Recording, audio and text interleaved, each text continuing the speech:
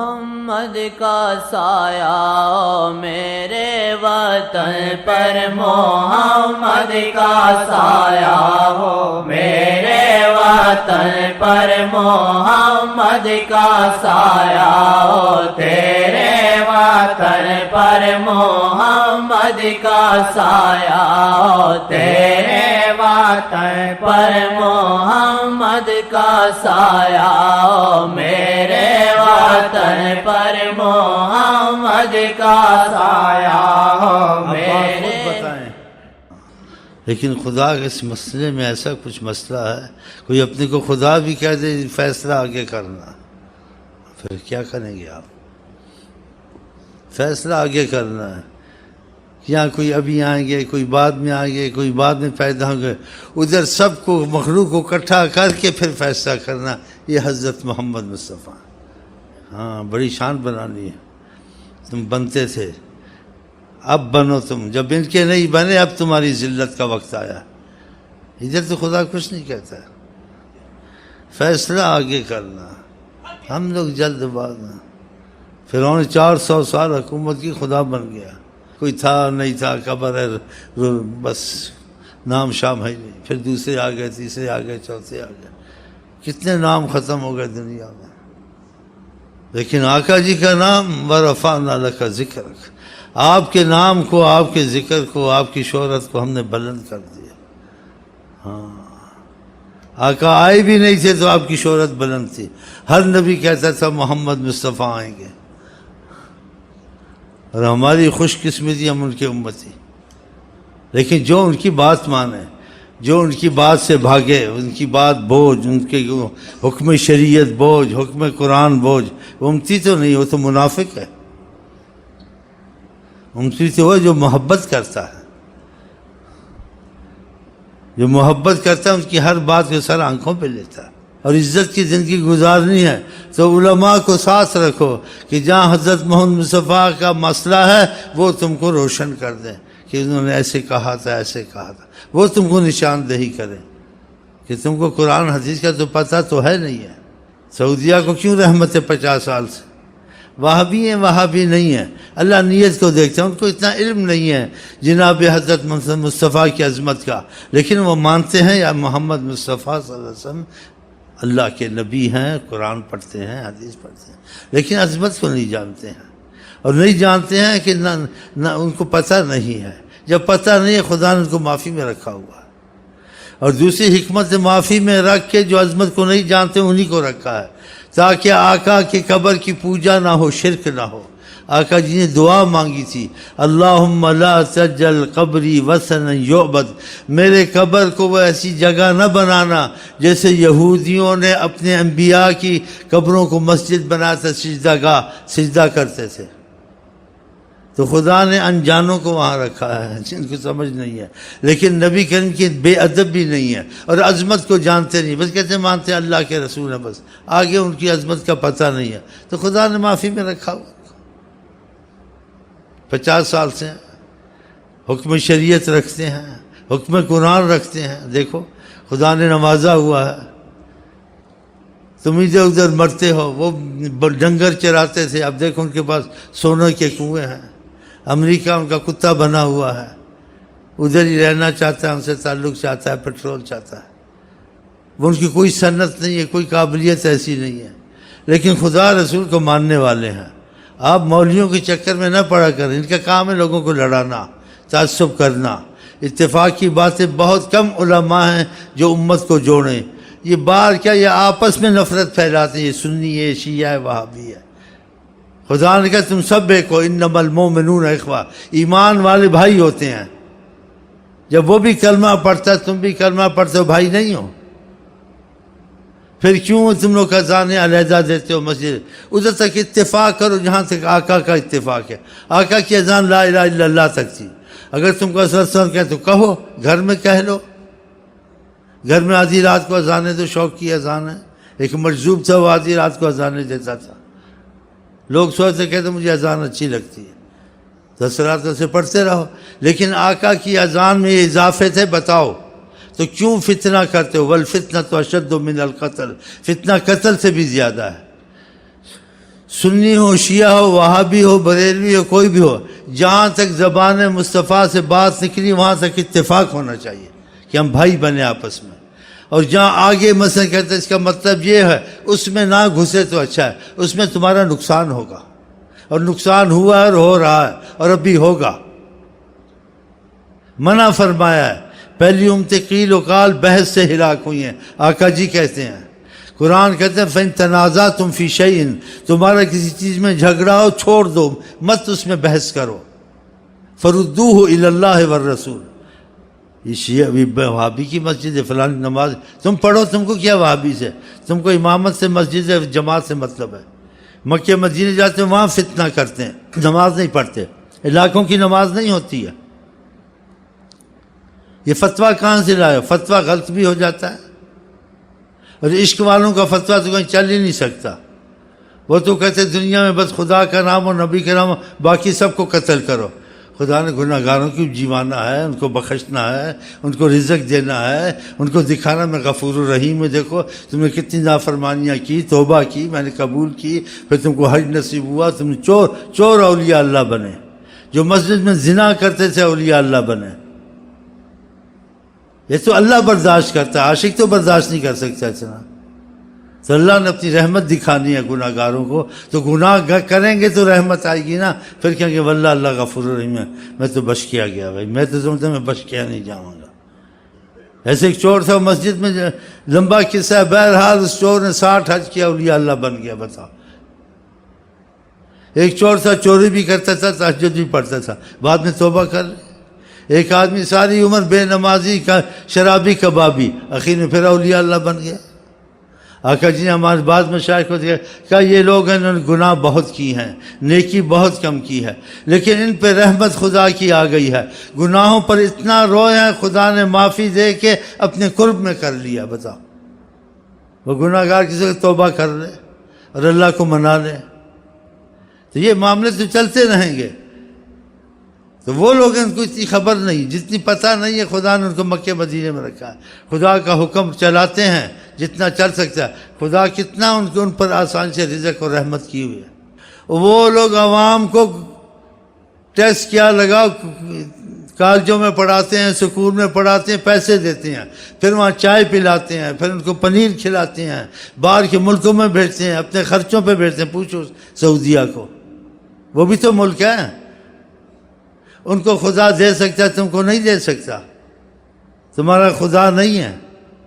وہ خدا کے حق میں کچھ اچھے ہیں، شریعت کو نہیں چاہتے، قرآن کو نہیں چاہتے، حدیثوں کو نہیں چاہتے. چاہتے ہو؟ دیکھو نا، قرآن میں نہیں آیا وَلَوْ أَنَّهُمْ مَقَامُ التَّوْرَاةَ وَالْإِنجِيلِ. اگر یہ اللہ کے حکموں کو جاری کرتے جو خدا نے ان پر حکم تورات انجیل پہ نازل کیے تھے، لَأَكَلُوا مِن فَوْقِهِمْ وَمِن تَحْتِ أَرْجُلِهِمْ. ان کو اتنا رزق اور فراوانی ہم دیتے، یہ سنبھال نہ سکتے رزق کو، اتنا خوشحال کرتے. اور یہ قرآن تورات انجیل سے بھی افضل ہے، بدل نہیں سکتا. اور نبی کریم سب نبیوں کے سردار ہیں. تم اس حکم کو چلاؤ، دیکھو برکتیں آتی نہیں آتی ہے. قرآن کی آیت ہے، اس کو پڑھیں، سوچیں اور پوچھیں کہ واقعہ ہوا یہ ہے یا نہیں ہے. میں اپنی پاس سے باتیں تو نہیں کہتا، میں ایک لا علم انسان ہوں، ایک جاہل انسان ہوں. خدا کے سامنے آدمی بے علم ہی رہتا ہے. جتنا علم پڑھے علم نہیں آئے گا، علم باقی رہے گا. ایسے جیسے چونچ میں چڑیا نے پانی لی، سمندر علم کا باقی ہے. یہ دعوے نہیں کرنا چاہیے میں کٹر بریلی، کٹر دیوبندی، کٹر.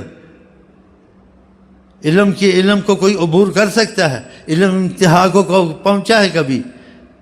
یہ باتیں فخر کی، تکبر کی، ذلیل کرتی ہیں آدمی کو. کبھی نہیں کہنا چاہیے. یہ اکثر علماء میں ہوتا ہے. خضر علیہ السلام نے کیا کہا تھا موسیٰ علیہ السلام کو جب کہا علم میں اضافہ ہو اور میں آپ کی اقتداء میں رہنا چاہتا ہوں. خضر علیہ السلام نے کہا جیسے تمہاری حالت چلاؤ ہم چلاتے ہیں. یہ علم کا مسئلہ تو سمندر ہے، جیسے چڑیا سمندر میں چونچ سے پانی لے لے تو سمندر ختم ہوا، سارا سمندر پڑا ہے. تو کہا جتنا کوئی علم پڑھ لے وہ ایسا سمجھے اس میں چونچ میں پانی لیا ہے، سارا علم پڑا ہوا ہے.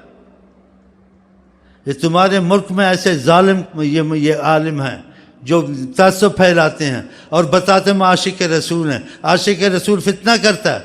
عاشق رسول امت رسول کو میں نفرت پیدا کرتا ہے، ان کو جدا کرتا ہے۔ آقا جی تو کافروں کو بھی کھینچ لیتے تھے، اخلاق محمدی۔ یہ ایسے ظالم ہے تمہارے ملک میں۔ یہ قرآن نے کہا، آقا جی نے کیا کہا، المسلم اخو المسلم، مسلمان مسلمان کا بھائی ہے، لا یحقر ولا یخذل، ایک دوسرے کو ذلیل نہ کرے، ولا تدابروا، ایک دوسرے سے پیٹھ مت پھیرو، ایک دوسرے کو منہ دو، توجہ کرو، ولا تدابروا۔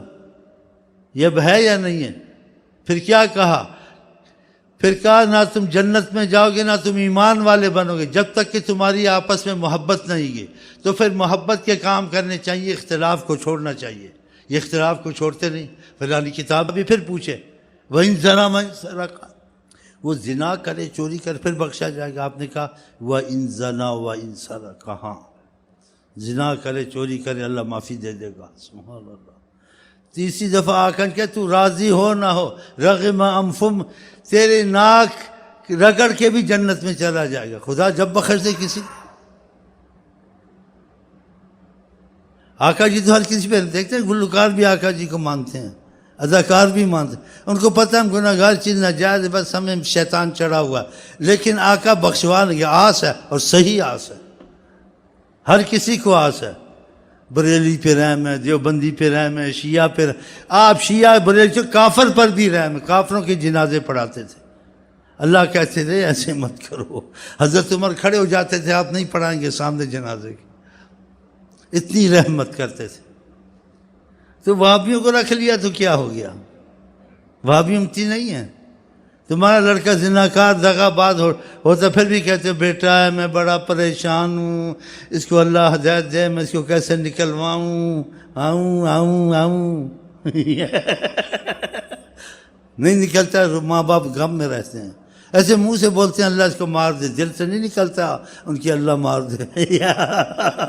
ہاں ماں کہتی ہے اللہ ان کے مر جائے موٹر دے تھلے آ جائے، دل سے نہیں بولتی اللہ توبہ ملتی کہاں پڑے گی۔ بدماشی رات کو کر کے کچھ ہے سو جائے تو پھر ماں باپ باتیں کرتے ہیں، اس کو پوچھ بھوکا تو نہیں ہے، ایسے دیکھو آقا جی سے زیادہ رحم والے ہیں۔ ہاں جو آپس میں لڑاتے ہیں آقا جی کو تکلیف دیتے ہیں، اسی لیے ان کی نہ علم میں برکت ہے، نہ عمر میں برکت ہے، نہ عبادت میں برکت ہے، نہ زبان پہ اثر ہے، اسی لیے ادھر ادھر پھرتے رہتے، چندوں کے پیچھے ایک ایک کے پیچھے ان کی بیخ نکلتی ہے۔ اگر آقا جی کو خوش کر دے چندے خود ہی گھر میں آ جائیں، لوگ غلام بن جائیں ان کے۔ آقا اس میں ہم گھستے نہیں ہیں، جیسے میلاد شریف کرتے ہیں، تعریف کرتے ہیں، کھڑا نہیں ہوتے ہیں، بیٹھے رہتے ہیں کہ بے ادب نہیں، ساری عمر کھڑے ہونے کو خوف کے مارے نہیں اٹھتے ہیں کہ آقا جی نے کہا جو عمل میں نے صحابہ نے نہیں کیا وہ مردود ہے۔ صحابہ تو صحابہ نہیں کھڑے ہوتے تھے، آقا نہیں کھڑے ہوتے تھے، ذکر شریف ہوا ہے، نعت شریف ہوئی ہے، نہیں کھڑے، ہم اس وجہ سے نہیں کھڑے، اور جو کھڑے ہوتے ان کو منع نہیں کرتے، اور کہیں ان کے پاس پھنس جائیں منحوسوں کے پاس، وہ کھڑے ہو جاتے، ہم بھی کھڑے ہو جاتے، نہیں کھڑے پیچھے لگ جائیں گے، ویسے وہ بھی لگ جائے یار، ایسے کھلوتا نہیں۔ اب اس کو مسئلے کا پتہ نہیں ہے، اب جاہلوں سے بحث کرنا جان چھڑانی، وہاں کھڑے ہو جاتے ہیں، لیکن یہ نیت نہیں رکھتے آقا آتے ہیں۔ آقا کسی کے در پہ نہیں آتے ہیں، یہ غلط فہمی ہے، آقا کے در پہ دنیا جاتی، نبی جاتا ہے، ولی جاتا ہے۔ ہمارے بعض بزرگوں پہ کرم تھا سلسلہ ادریسیہ میں، جناب حضرت محمد مصطفیٰ کی زیارت نصیب ہوئی، تو آپ نے شفقت سے کہا کہ یہ محبت تو کرتے ہیں لیکن ان کو شرم نہیں آتی، اس کا مفہوم یہ ہے۔ آقا جی نے کہا یہ کہتے ہیں میں یہاں آتا ہوں وہاں آتا ہوں، میری عظمت کے خلاف ہے، میں لوگوں کے در پہ ایک بادشاہ دنیا کا لوگوں کے دروں پہ نہیں جاتا ہے، یہ اپنے دروں پہ مجھ کو پھراتے ہیں۔ بتاؤ یہ محبت میں غلطی کرتے ہیں، ہم جس کو چاہتے ہیں اپنے در پہ لاتے ہیں، ہم کسی کے در پہ نہیں جاتے، اس میں عظمت زیادہ ہے۔ ابھی تمہارے پیر بھائیوں میں کسی کو زیارت ہوئی، خوش دل ہوا، بولا آقا جی کو دیکھا کہ بیٹھے ہوئے تھے، ٹانگیں لمبی تھی،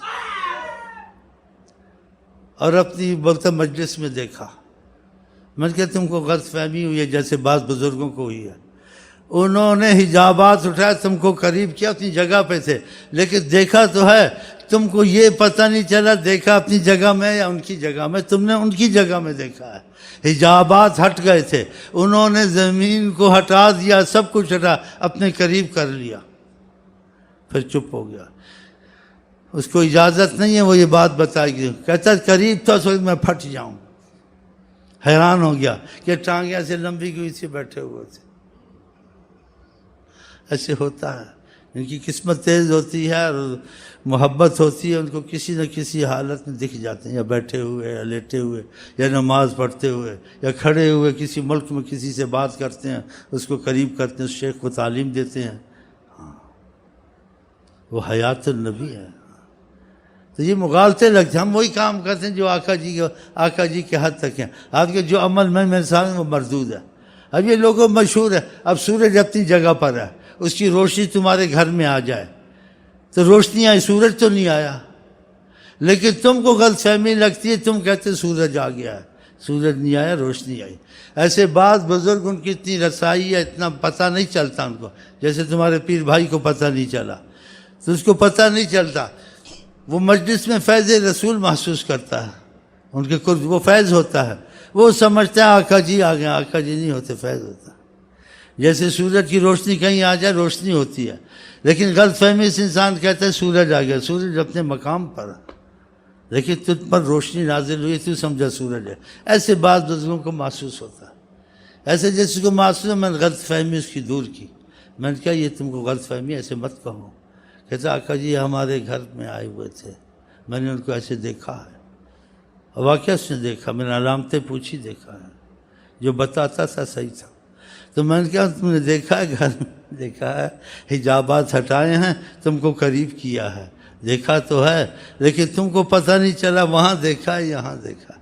خدا کریے رحمت نعمتیں ہم کو آپ کو نصیب ہو۔ تو یہ غلط فہمی کی بات ہے، جو اختلاف کی بات ہے اس کو چھوڑ دے۔ ضروری گھسنا ہے، کسی حدیث میں تو نہیں ہے میں کے گھر میں جاتا ہوں، کسی حدیث میں تو نہیں آیا کہ میں فلان۔ اسی آقا جی نے کیسی بات کی، کیا ان کو شرم نہیں آتی؟ یہ محبت میں ایسا کہہ جاتے ہیں، کہتے نرم لہجے میں کہا اور درگزر میں کہا، یہ محبت میں کہتے آ کے میری عظمت کے خلاف ہے کہا میں دروں پہ جاؤں۔ ایک دنیا کا بادشاہ کسی کے در پہ نہیں جاتا، یہ مجھے اپنے دروں پہ پھیلاتے ہیں کہ ہم جس کو چاہتے ہیں قریب کر لیتے ہیں، حجابات ہٹا دیتے ہیں، وہ ہمارے سامنے ہوتا ہے، اور یہ قسمتوں سے ہوتا ہے۔ اسی نہ کہیں سے دور ہے منزل، نہ کوئی قریب کی بات ہے، ایک سچی محبت کی بات، کوئی سچی محبت ہو جائے گی، جیسے زبان سے نہیں دل سے۔ اب زبان سے تو ساری نیتیں پڑھ رہے ہیں، بیٹھے ہوئے ہیں، آپ بھی نیت پڑھ رہے ہیں، سن رہے ہیں، ہم پڑھ رہے ہیں، محبت میں بیٹھے ہوئے ہیں، لیکن محبت اتنی ہے کہ سننے بولنے تک ہے، جو وہ چاہتے ہیں وہ کام کرتے ہیں، ان کی مرضی پہ زندگی گزارتے ہیں۔ نمازیں اپنی مرضی پر، کوئی جماعت سے پڑھی کوئی نہ پڑھی، ان کی مرضی پہ چلتے ہیں۔ فرمایا مونچھوں کو کاٹو، داڑھی کو رکھو، ہم داڑھی کاٹتے ہیں، مونچھیں رکھتے ہیں، یہ ان کی مرضی کے مطابق ہے۔ پھر آگے سے بھونکتے ہیں، سکھوں نے داڑھی فرمایا۔ آقا کے کلام میں ایسی باتیں گستاخی کی کرنی چاہیے۔ تم نے مولویوں کے پیچھے چلنا ہے یا حضرت محمد مصطفیٰ کے پیچھے چلنا ہے؟ اور ایسے واقعات بھی ہوئے جن پہ کرم ہوا ہے۔ انہوں نے دیکھا کہ دو بھائی تھے، آقا جی نے کہا دیکھو یہ مجھ سے محبت کرتا ہے، اس نے داڑھی رکھی ہے، دوسرا اس کی داڑھی کٹواتا ہے، میری سنت کا مذاق اڑاتا ہے۔ پھر کیسی مثال دی؟ مثال دی کہ اگر شناختی کاٹ دیں، حکومت قبول کرے ان کو؟ نہ کرے۔ کہا میری سنت کاٹ دے، میں قبول نہ کروں، خدا قبول کرے؟ کیا فرمایا؟ میں نے درگزر میں رکھا ہوا۔ یہ اتنی جرت کرتے ہیں، جس چیز کا میں حکم کروں کر تو نہیں سکتے، جرت تو مت کرو، شرمندگی تو رکھو، محسوس تو کرو ہم کمزور ہیں۔ یہ باتیں اس لیے کر، جب آپ باعمل ہوں گے تو آپ کے لیے کچھ نہ کچھ فضا بنے گی، آپ کے اور آقا جی کے درمیان میں، پھر آپ کو لیلا مجنوں والی بننے والی صورت پیدا ہوگی کہ ایک دفعہ ایسے دیکھا تھا، ایک دفعہ محسوس کیا تھا، جیسے ایک شخص سے محبت کرتا تھا تو محبت سے نام کو دیکھتا رہا، کہتے جیسے آقا جی کا نام، دیکھتے دیکھتے کہتے جا باٹے نام نہیں دکھ رہا تھا، آقا جی دکھ رہے تھے۔ سچا تھا نا؟ کہتا ہے اس کی نظر ٹکٹکی باندھ کے دیکھ کتنا نام اچھا لگتا ہے، یہ میم کتنی خوبصورت ہے جو اس میں لگی ہوئی یہ ہاں کتنی خوبصورت ہے، یہ کیسے اچھے الفاظ ہیں. وہ دیکھ رہا تھا ایسے ٹکٹکی باندھا، تو ٹکٹکی باندھتے باندھتے دیکھا کہ وہ الفاظ غائب ہو گئے. آقا جی سامنے نظر آئے، حجابات اٹھے، روضہ شریف میں جلوہ فرماتے. اب بتاؤ کتنا مسافہ ہی نہیں. نہ کہیں سے دور ہے منزل، نہ کوئی قریب کی بات ہے، ایک سچی نیت اور محبت کی بات ہے. پھر نہ کچھ دکھ جائے گا. اب دعا مانگیں اور چلیں، اور ایسے ہی ان کی محبت میں، تعریف میں زندگی گزاریں انشاءاللہ تعالی. یہ باتیں تو ختم ہو نہیں سکتی. دعا مانگیں اور چلیں، اور ان سے آئی لو یو کی کوشش کریں انشاءاللہ تعالی. نہ رکھا غیر سے کام، نہ ملے گی نہ میں پھیگی، نہ میں امکیو نہ میں پنجابی، نہ میں سندھی نہ میں مندی، میں غلام مصطفیٰ انشاءاللہ. اور تم بھی آج کے بعد غلام مصطفیٰ انشاءاللہ. ہم سب لیلا مجنوں، ہم سب لیلا مجنوں. اور انشاءاللہ آقا جی حیات النبی، ان کی سرپرستی میں دنیا میں اور آخرت میں اگر وظیفے نہیں چھوڑے اور ربط سلسلے سے نہیں توڑا تو کرشمے دکھائے نام محمد، کرشمے دکھائے نام محمد، کرشمے دکھائے نام محمد. بس ایک گیت گالو محمد محمد، بس ایک گیت گالو محمد محمد. ہم آپ کو کہتے ہیں السلام علیکم ورحمۃ اللہ وبرکاتہ. آئی لو یو کے ساتھ جواب دو.